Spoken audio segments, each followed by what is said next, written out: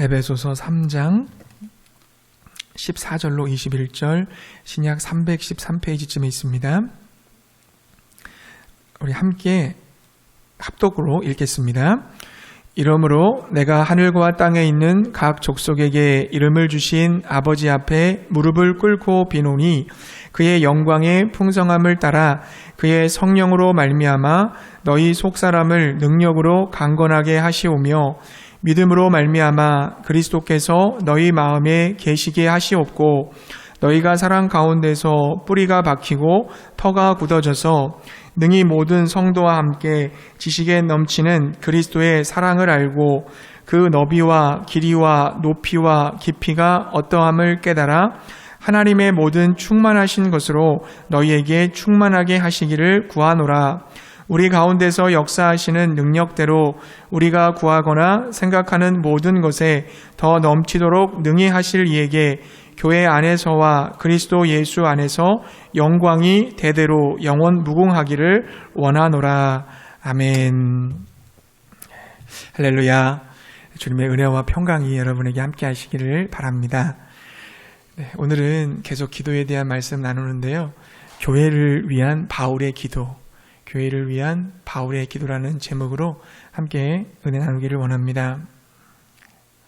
에베소 교회는 주전 53년에 바울이 3차 전도 여행 중에 개척한 교회입니다. 바울은 그곳에서 3년간 사역을 하면서 교회를 세웠고 또 말씀으로 성도들을 양육했습니다. 3차 전도 여행이 끝나고 바울이 예루살렘에 도착을 했는데요.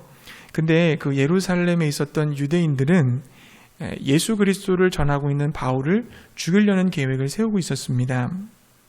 결국 바울은 성전을 더럽혔다라고 하는 누명을 쓰게 되고 로마에 가서 재판을 받게 됩니다.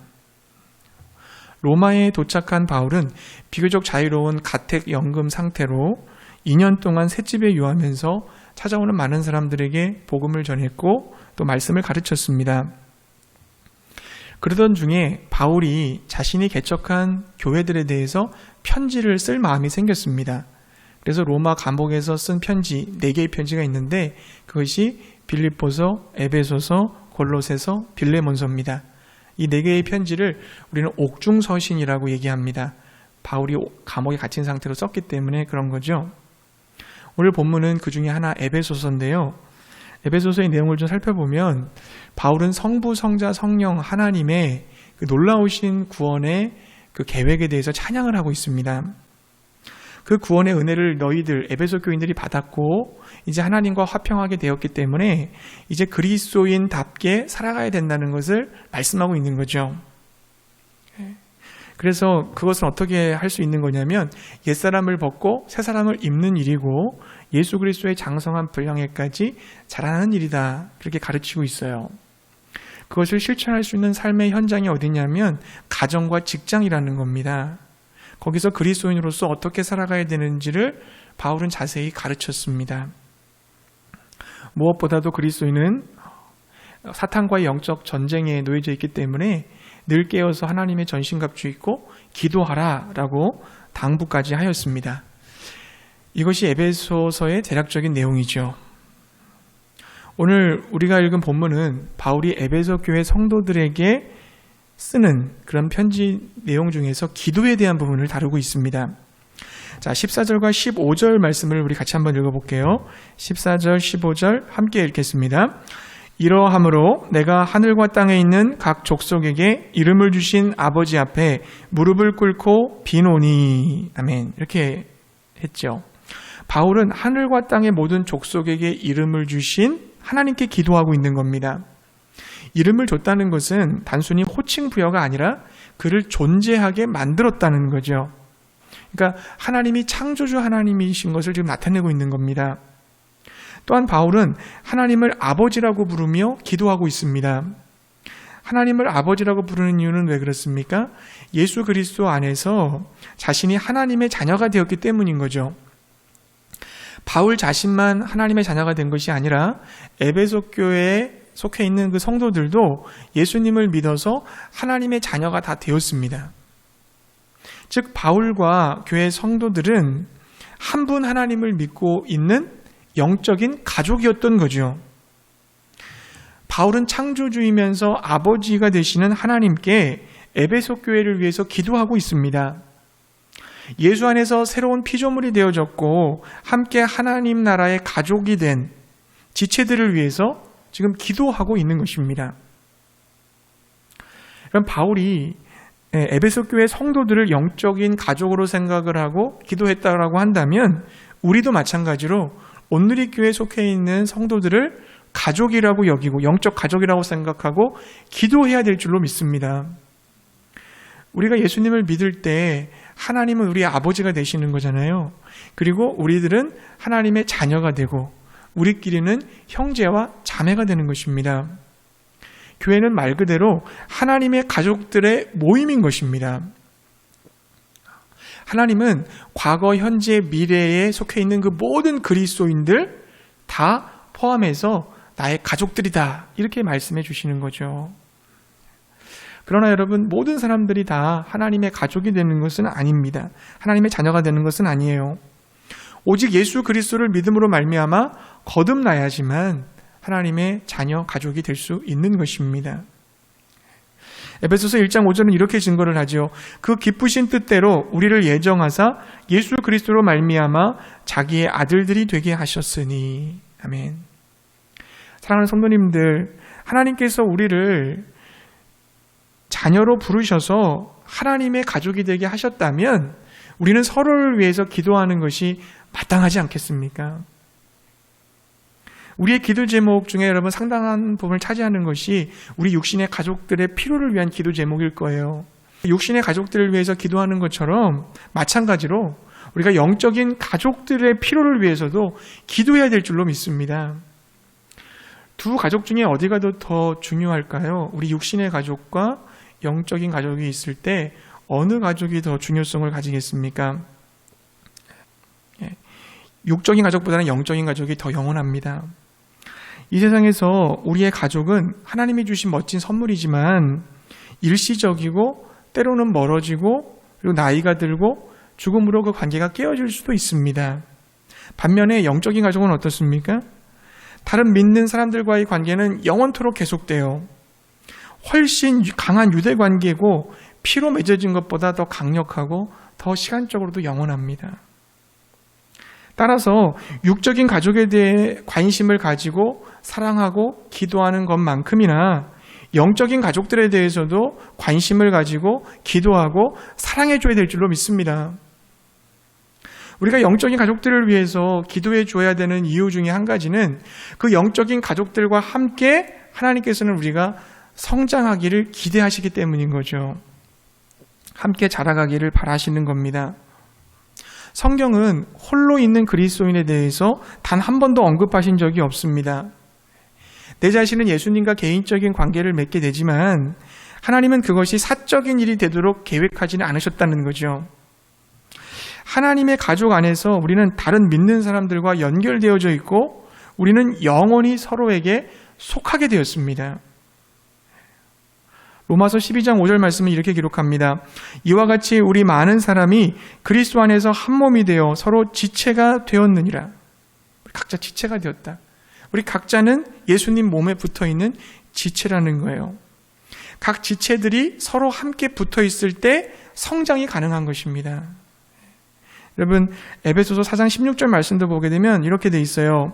그에게서 온몸이 각 마디를 통하여 도움을 받음으로 연결되고 결합되어 각 지체의 분량대로 역사하여 그 몸을 자라게 하며 사랑 안에서 자라게 스스로 세우느니라. 각 지체가 연결돼서 서로 자라간다는 말씀이죠. 신약성경을 보게 되면요, 서로라고 하는 말이 거의 한 50번 정도 반복되는 걸 볼 수 있습니다. 서로 사랑해라, 서로 위해서 기도해줘라, 격려해줘라, 권면해줘라, 용서해라, 받아들여라, 존경해라, 서로 짐을 져줘라, 서로 복종하고 헌신하라, 서로 하라는 명령을 받고 있어요. 그러니까 우리는 서로 영향을 주고받으면서 작은 예수로 성장해 나가는 것입니다. 우리가 이렇게 생각할 수도 있어요. 내 주변에 나를 좀 방해하는 사람이 없으면 내가 좀 더 거룩해질 수 있을 텐데, 나를 힘들게 하거나 나를 어렵게 하는 사람이 없으면 내가 더 영적으로 성숙해질 수 있을 텐데 이렇게 생각하실 수 있을 겁니다. 하지만 그것은 잘못된 생각이에요. 주위에 내게 도전하는 사람이 없을 때 내 자신이 성숙하다고 착각하기 쉽습니다. 하지만 진정한 성숙이라는 것은 관계를 통해서 드러나게 되는 거예요. 오히려 여러분, 나와 부딪히고 있는 그 사람, 그분을 통해서 내 안에 감추어졌던 그 따뜻함과 사랑과 친절함이 끄집어내게 되는 겁니다. 그 사람 때문에 내가 변화될 수 있는 기회가 생기는 거예요. 그 사람 모습 속에서 내 자신을 보게 되는 것입니다. 우리가 성장하는 데에는요, 성경 말씀의 진리를 통해서도 성장을 하지만 그 이상의 것이 필요해요. 그것이 뭐냐면 다른 믿는 사람들과의 관계입니다. 우리는 서로에게서 배우고 서로에게 행동의 책임을 점검받는 그 관계를 통해서 성장해 나가는 것입니다. 교회 공동체에서 함께 자라가지 않는 사람은요, 몸에서 떨어져 나간 지체와도 같아요. 여러분 생각해 보세요. 우리 만약에 손가락이 하나 달려나갔다고 생각해 보세요. 그 손가락은 어떻게 되겠습니까? 더 이상 생명력을 잃어버리는 거죠. 썩어버릴 거예요. 수많은 양떼들이 있는데 그 양떼들 중에서 한 마리가 이탈했다고 생각해 보십시오. 많은 자녀들이 있는데 자녀들 중에서 한 자녀를 잃어버렸다고 생각해 보세요. 지체와 함께 연합되어지지 않는 성도는 그런 모습을 하고 있는 겁니다. 점점 영적으로 시들기 시작할 것이고 결국 영적인 모습을 완전히 상실해버리고 말 거예요.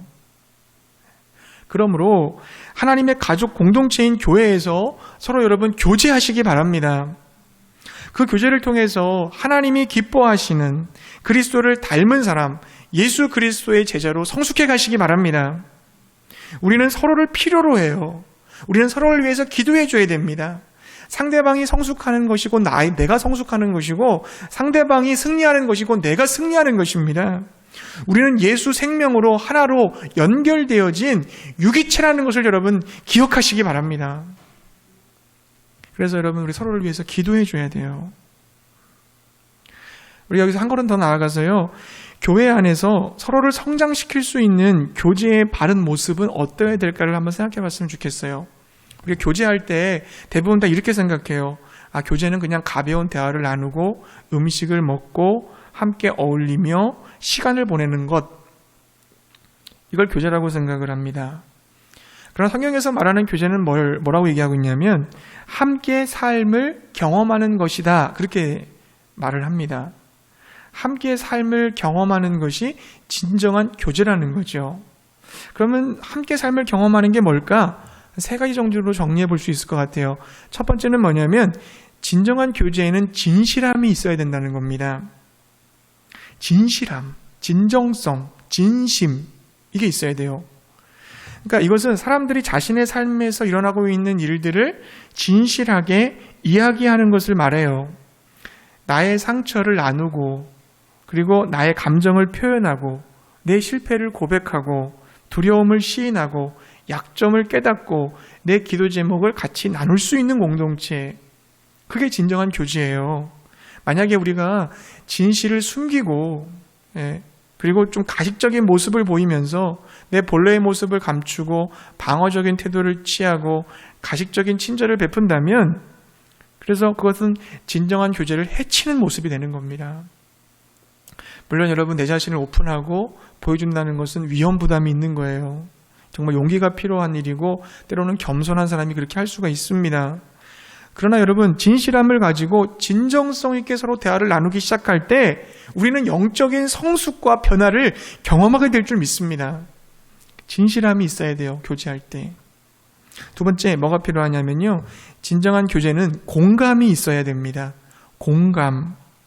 이 공감한다는 것은 충고를 하거나 빠르고 표면적인 도움을 주는 것이 아니에요. 공감한다는 것은 상대방의 고통에 동참하고 그 고통을 함께 나누는 것을 의미하는 겁니다. 공감한다는 것은 그런 거죠. 나는 네가 당하고 있는 그 고통을 알고 있어. 네가 느끼는 그 감정은 이상한 감정이 아니야. 잘못된 게 아니야. 이렇게 말해주는 겁니다.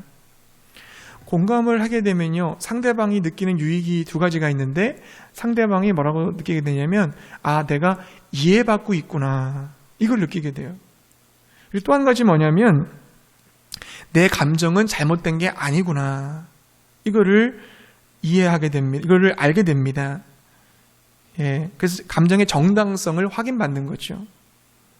우리가 상대방의 감정을 확인해주고 이해해줄 때마다 진정한 교제를 나누고 있는 거예요. 누가 이렇게 딱 나는 마음이 좀 힘들고 어려워 그러면 그건 이렇게 하고 이렇게 하면 돼. 이렇게 하면 안 돼요. 답을 주는 게 아니라 진짜 힘들었겠다. 얼마나 마음이 아팠어. 이렇게 얘기해주고 난 너무 충분히 이해될 수 있을 것 같아. 이렇게 얘기해주는 거. 공감해주는 겁니다. 문제는 우리가 때때로 너무 급하게 문제를 해결하려고 하기 때문에 공감할 시간을 못 갖는다는 거죠. 또는 우리 스스로가 너무 상처에 묶여있기 때문에 피해의식, 어떠한 연민의식을 내가 가지고 있어서 다른 사람들에게 있어서 쉽게 공감해주지 못하는 경우도 있습니다. 서로의 감정에 대해서 귀를 기울여주고 마음을 다해 공감하는 공동체가 되실 수 있기를 바랍니다. 우리 공동체는 진실한 공동체, 공감해주는 공동체. 세 번째 어떤 공동체예요? 진정한 교제는 자비가 있는 공동체여야 돼요.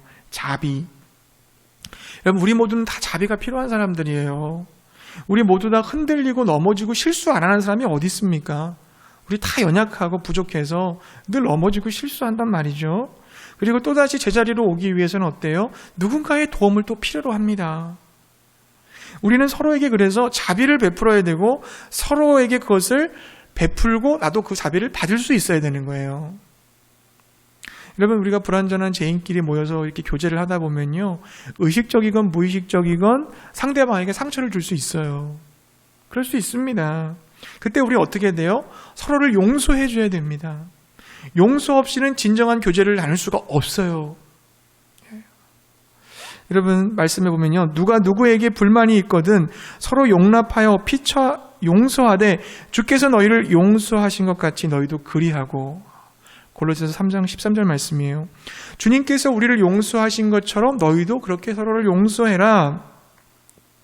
하나님이 나 같은 자를 어떻게 용서해 주셨는지를 깊이 묵상을 하면 나 같은 자도 용서받았는데 용서 못 해줄 사람이 누가 있을까? 저 사람을 내가 용서해 줘야지. 그런 마음이 생긴다는 거예요. 신뢰와 용서에는 좀 차이가 있습니다. 용서라는 것은 여러분 바로바로 할 수 있잖아요. 그 사람이 잘못했으면 내가 용서해 줄게. 금방금방 용서해 줄 수 있는데 신뢰라는 건 어떻습니까? 금방 안 돼요. 용서를 해주고 용서를 받은 상태에서 시간이 감으로 말미암아 그가 행동이 바뀌고 달라진 모습을 봤을 때 서로를 신뢰하게 되는 거죠. 그래서 용서는 바로 해줄 수 있지만 신뢰는 시간이 걸리는 겁니다. 그래서 신뢰할 때까지는 좀 기다려줘야 돼요. 그가 변화될 수 있도록 참고 인내해 줘야 됩니다. 사랑하는 성도님들, 진정한 교제가 이루어지는 우리 온누리교회가 되기를 바랍니다.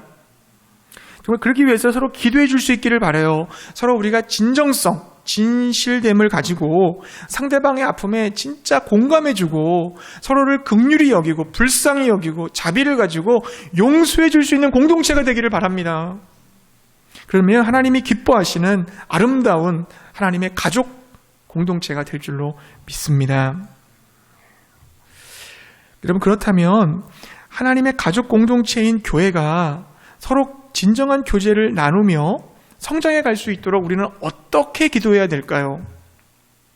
하나님의 가족 공동체가 진정한 교제 속에서 성장하기 위한 기도 제목이 오늘 본문에 기록되어 있어요. 세 가지를 딱 얘기하는데요. 첫 번째는 뭐냐면 속사람을 능력으로 강건하게 해달라고 기도해야 된다는 겁니다.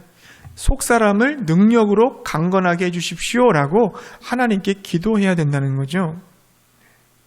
예수 믿기 전에 우리에게는 옛사람이 있어요. 옛사람의 특징 어떻습니까? 세상의 풍속을 따르고 마귀 사탄에 끌려다니고 내 마음속에 있는 욕심에 따라서 이기적으로 살아가는 사람이 옛사람이에요. 그런데 우리가 예수님을 믿게 되면 내게는 새 사람이 주어집니다. 이 새 사람은 어떤 사람이에요? 예수님의 인격과 성품을 가지고 있는 새 사람이에요. 하나님의 영광, 하나님의 기쁨을 위하여 살아가며 이웃들을 사랑하고 이웃의 필요를 위해 내 자신을 헌신하기를 기뻐하고 성령님의 이끌림을 받고 살아가며 성령 충만하여 그 성령 충만함으로 다른 사람에게 선한 영향력을 주는 사람입니다. 그러나 문제는 예수님을 믿어서 우리가 거듭났음에도 불구하고 새 사람으로 살아가야 되는데 자꾸 옛 사람으로 살게 된다는 거죠. 왜 그럴까요?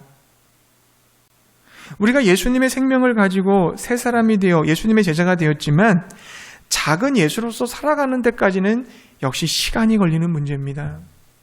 씨앗을 심으면 그 줄기가 올라와서 나무가 될 때 시간이 걸려요. 집을 짓는데도 시간이 걸립니다. 우리 어린아이가 어른이 될 때도 시간이 걸려요. 마찬가지예요. 우리도 성장하는데 시간이 걸립니다. 우리가 가진 대부분의 문제들과 나쁜 습관들은요, 하룻밤 사이에 만들어진 것이 아니기 때문에 우리 평생을 걸쳐서 우리가 이렇게 만들어졌거든요. 근데 이걸 어떻게 한순간에 바꿔요? 그건 비현실적인 일입니다. 내게 있는 그 상처들을 제거하고 다른 것으로 나에게 그걸 대체하기 위해서는 많은 노력이 필요해요. 옛사람의 습관을 버리고 새 사람의 습관으로 자리 잡기 위해서 우리는 반복적으로 연습해야 되는 겁니다. 자, 어떤 연습을 해야 될까요? 어떤 연습을 반복해야 될까요? 가장 중요한 연습이 그겁니다. 진리의 말씀으로 내 생각을 바꾸는 연습을 해야죠. 생각이 바뀌지 않으면 절대 우리는 바뀌지 않습니다. 먼저 생각을 바꿔야 돼요. 그래서 그 생각, 심령이 새롭게 함으로 변화를 받아 그랬잖아요. 생각과 심령이 새롭게 되지 않으면 우린 절대 안 바뀐다. 즉 생각을 바꿔야 되는데 그 생각을 어떤 생각으로요? 진리의 말씀으로, 하나님의 생각으로, 성경적 가치관으로 우리를 생각을 바꿔야 되는 거예요. 그걸 연습해야 돼요. 그리고 나의 그 생각과 마음을 성경의 가치관으로 바꾸려면 어떻게 돼요? 계속적으로 말씀과 기도에 물을 줘야 됩니다. 영양분을 공급해 줘야 돼요. 공급해 주지 않으면 또 생각이 또 바뀌지 않아요. 또 세상적인 생각으로 막 치우쳐 살아가요. 또 여러분 공동체의 도움도 받아야 됩니다. 또 삶의 여러 가지 시험과 연단, 고난들을 통과해야 돼요. 이런 모든 과정을 통해서 우리 예수님을 닮아가게 되는 겁니다. 하루아침에 뚝딱하고 변화되는 게 절대 아니에요. 이러한 영성 훈련 속에서 우리를 변화시키는 주체가 계시는데 그분이 바로 성령님이에요. 여러분 16절 말씀을 우리 같이 한번 읽어볼게요. 에베소서 3장 16절 말씀을 함께 읽겠습니다. 그의 영광의 풍성함을 따라 그의 성령으로 말미암아 너희 속사람을 능력으로 강건하게 하시오며. 아멘. 성령님의 능력으로 말미암아 너의 속사람을, 새 사람이 강건해지라고 기도하라는 겁니다. 강건해진다는 것은 힘을 갖게 된다는 거거든요. 강해진다는 뜻입니다. 내 속사람이 강해지는 거예요. 약해서 막 휘둘리는 게 아니라 강하고 단단하고 힘이 있어지는 겁니다. 능력이 있어지는 거예요. 그러므로 내 안에 계신 성령님을 여러분 의지하시기 바랍니다. 예수 믿는 사람에겐 이미 성령님이 와 계세요. 그 성령의 충만함을 구하시기 바랍니다. 그래서 성령님이 내 안에서 말씀하실 때가 있어요. 감동 주실 때 있어요. 깨닫게 하실 때 있어요. 죄를 지적하실 때가 있어요. 그때 우리 회개하고 순종하시기 바랍니다. 성령님은요, 나의 속사람을 바꾸기를 원하세요. 바꾸기 원하세요. 그럼 우리도 능동적이고 적극적으로 그 성령님의 일하심에 동역해드려야 돼요. 내 자신을 주님 앞에 내어 맡기면서 그렇게 따라가야 됩니다. 동참해야 됩니다. 사고방식을 자꾸 바꾸고 옛 태도를 버리고 새롭고 거룩한 습관을 발전시키시기를 바랍니다. 첫 번째는 성령으로 속사람을 능력으로 강건하게 달라고 기도하고요. 둘째는 뭡니까? 예수님께서 내 마음에 계시도록 기도해야 됩니다. 예수님이 내 마음에 계시도록 기도해야 돼요. 우리 17절의 말씀을 함께 읽어볼게요. 3장 17절 함께 읽겠습니다. 믿음으로 말미암아 그리스도께서 너희 마음에 계시게 하시옵고 너희가 사랑 가운데서 뿌리가 박히고 터가 굳어져서. 아멘. 자, 여러분 우리가 원래 예수 믿기 전에는 옛사람이라고 했는데 그 옛사람의 주인은 나거든요. 내가 주인이에요. 내가 모든 것을 다 평가하고 판단하고 다 했습니다. 내가 책임지고 내가 경영하고 내가 결정하고 내가 세워가고 어떤 어려움과 위기가 왔을 때도 내 힘과 방법으로 극복을 했단 말이죠. 그러나 여러분 이제 우리가 예수님을 믿어서 새 사람이 되었을 때는 주인이 바뀌어요. 그 주인은 예수님이십니다. 예수님이 나의 주인이에요. 이제는 어떻게 돼요? 예수님이 경영하시고 예수님이 결정하고 예수님이 다스리시고 예수님이 문제를 해결해 나가시는 거예요. 내 삶의 운전대를 놓고 예수님이 그 운전대를 잡으셔야 됩니다. 마음껏 예수님이 운전해 가실 수 있도록 그렇게 그 기회를 드려야 되는 거예요. 이제 예수님께서 나의 주님이시기 때문에 나는 예수님 말씀에 순종해야 되는 거죠. 모든 삶의 영역에서 예수 그리스도의 주권을 인정하고 나는 그 예수님께 항복을 해드리는 겁니다. 그러면서 예수님의 뜻을 따라 나는 살아가는 거예요. 그게 예수 그리스도가 내 삶의 주인 되는 것에 대한 의미입니다. 여러분, 많은 사람들이 예수님을 믿는다고 해요. 예수님이 주인이라고 고백해요. 그런데 예수님을 믿지만 우리 안에 진정한 평화를 경험하지 못할 때가 있습니다. 기쁨을 상실해버릴 때가 있습니다. 두렵고 절망스럽고 염려하고 걱정하고 또 여러 가지 내 욕망과 여러 가지 세상의 어떤 물질과 명예에 매여 살 때가 너무 많습니다. 고난 앞에서 주저앉아 하나님을 원망할 때도 있습니다. 왜 그럴까요? 정말 우리 자신을 점검해 봐야 돼요. 주인이 누군지를 점검해 볼 필요가 있습니다. 내 삶의 모든 영역들에 있어서 나는 예수 그리스도의 주권을 온전히 의지하고 있는가? 그 예수님이 날 다스리고 있는가를 점검해 보시기 바라요.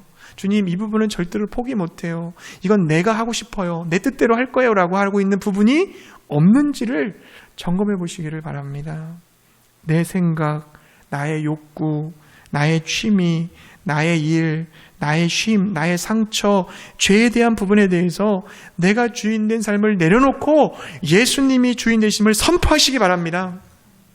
주인 되신 예수님의 뜻대로 살겠다고 결단하시고 변화된 삶으로 여러분 나가시기 바랍니다. 예수 그리스도가 내 마음의 주인인지를 위해서 주인 되시기를 기도하시고요. 마지막 세 번째는요. 하나님의 모든 충만하심으로 충만하게 해달라고 기도해야 됩니다. 하나님의 충만하심으로 나를 충만하게 채우소서, 이렇게 기도해야 된다는 거죠. 자, 우리 19절의 말씀을 함께 읽어보겠습니다. 19절 말씀을 같이 읽겠습니다. 그 너비와 길이와 높이와 깊이가 어떠함을 깨달아 하나님의 모든 충만하신 것으로 너희에게 충만하게 하시기를 구하노라. 아멘. 자, 여기서 하나님의 모든 충만하심이란 뭘까? 이게 뭘까요? 하나님의 충만하심. 19절 앞에 18절을 보면 어떤 말씀이 되어 있습니까? 모든 성도와 함께 지식에 넘치는 그리스도의 사랑을 알고 깨닫기를 기도한다, 이렇게 되어 있거든요. 그러니까 이 충만함이라는 것은 예수님으로 인하여 우리에게 계시된 하나님의 사랑, 하나님의 사랑으로 충만하게 되기를 기도해라, 이렇게 해석해 볼 수 있을 것 같아요. 하나님의 사랑이 우리에게 충만하게 부어지면은요, 우리가 사랑을 하게 됩니다. 사랑을 하게 돼요. 우리가 사랑을 하면 누굴 사랑하게 됩니까? 우리는 하나님을 사랑하고 이웃을 사랑하게 되잖아요. 하나님 사랑과 이웃 사랑하게 되잖아요. 근데 여러분, 하나님 사랑하고 이웃 사랑하려고 할 때 내 감정에 따라다니면 안 돼요. 나는 저 사람에 대해 사랑할 마음이 없는데, 나는 하나님을 사랑하는 마음이 지금 없는데, 난 사랑 못하는데, 이렇게 하시면 안 되고요. 먼저 행동을 하는 겁니다. 내가 하나님을 사랑하는 행동, 내가 저 사람을 사랑한다고 하면 하고 싶었던 행동, 해야 될 행동, 이런 것들을 먼저 하는 거죠. 우리가 하나님을 사랑하는 것처럼, 이웃을 사랑하는 것처럼 행동을 하면요, 어떻게 돼요? 얼마 지나지 않아서 진짜 하나님을 사랑하게 돼요. 진짜 사람을 사랑하게 됩니다. 감정이 따라오게 됩니다. 신기한 일이에요. 정말 신기한 일이에요, 여러분. 한번 경험해 보세요. 반대로 하나님을 싫어하거나 사람을 싫어하게 되는 마음을 계속하게 되고 계속 하나님을 거절하고 사람들이 이렇게 거절하게 되면요, 점점 더 싫어져요. 점점 더 멀어져요. 여러분, 그렇지 않습니까? 여러분, 한번 생각해 보십시오. 만일 내가 하나님을 사랑한다면, 나는 무슨 일을 할까? 내가 저 형제와 자매를 사랑한다면 나는 저 형제와 자매를 위해 어떻게 해줄까? 그걸 한번 생각해 보세요. 그리고 그거를 실천해 보십시오. 실천해 보십시오. 여러분이 떠오르는 그 일을 한번 해보세요. 그러면 정말 마음이 따라갑니다. 마음이 따라가요. 사랑은 감정이 아닙니다. 사랑은 의지예요. 우리가 사랑하려고 행동하기 시작할 때, 의지를 갖고 행동하기 시작할 때 감정은 따라오게 될 줄 믿습니다. 하나님의 그 충만하신 사랑이 내 안에 있게 됨을 여러분이 경험하게 될 거예요. 사랑하는 성도님들, 이제 우리는 삶의 목적을 바꿔야 됩니다. 나를 위해서, 나를 사랑하기 위해 살았던 삶을 멈춰야 돼요. 그리고 하나님을 위해, 하나님을 사랑하고 이웃을 사랑하기 위해 살아가야 될 줄 믿습니다. 거기에 진정한 자유가 있어요, 여러분. 참 신기하죠? 내 자신을 위해 살아가고 나한테 집중을 하면요, 막 괴로워요, 힘들어요, 불편하고 불안해요, 답답해요, 막 문제가 많아요. 근데 관점을 바꿔서 하나님을 사랑하고 이웃을 사랑하는 삶을 살아가잖아요? 평안해집니다. 여유로워집니다. 감사가 넘칩니다. 찬양이 넘칩니다. 하나님 나라를 경험하게 됩니다. 이 신비로운 일이에요. 신비로운 일이에요. 그래서 주님께서 이렇게 말씀하셨구나, 그걸 여러분이 깨닫게 될 줄 믿어요. 말씀을 정리하겠습니다. 우리는 하나님의 가족이에요. 영원히 함께할 가족이에요. 육신의 가족은, 우리가 천국 가면 육신의 가족들이 없다고 그러잖아요. 누가 부인, 누가 남편 없다고 그러잖아요. 다 형제자매로 만나잖아요. 그러니까 우리는 지금 만나고 있는 우리들은요, 천국 가면요, 계속 봐야 될 가족들이라는 거죠. 영원토록 함께할 영적 가족들입니다. 그러니까 우리는 하나님의 아들, 딸이고요. 우리는 서로를 형제와 자매로 대해줘야 되는 거예요. 서로 형제와 자매로. 그러므로 서로를 위해서 기도하시기 바랍니다. 서로 우리가 어떻게 기도해요? 친밀한 교제하도록, 우리가 서로 친밀하게 교제하도록, 정말 진정성을 갖고 나누고, 정말 그 사람의 감정을 공감해주고, 그리고 불쌍히 여기고 자비를 베풀고 용서를 해주면서 예수님을 닮아가는 작은 예수로 살아갈 수 있도록 여러분 서로를 위해 기도하시기 바랍니다. 구체적으로는요, 성령의 능력으로 속사람을 강건하게 해주시옵소서. 예수님께서 내 마음에 계시도록 해주시옵소서. 하나님의 충만하신 사랑을 나에게 부어주시옵소서. 사랑하며 살게 해주시옵소서. 기도하시기 바랍니다. 그래, 우리가 그렇게 할 때 하나님이 기뻐하시는 거룩한 교회, 거룩한 성도로 세워지는 우리 오늘의 교회가 되기를 주님의 이름으로 축복합니다.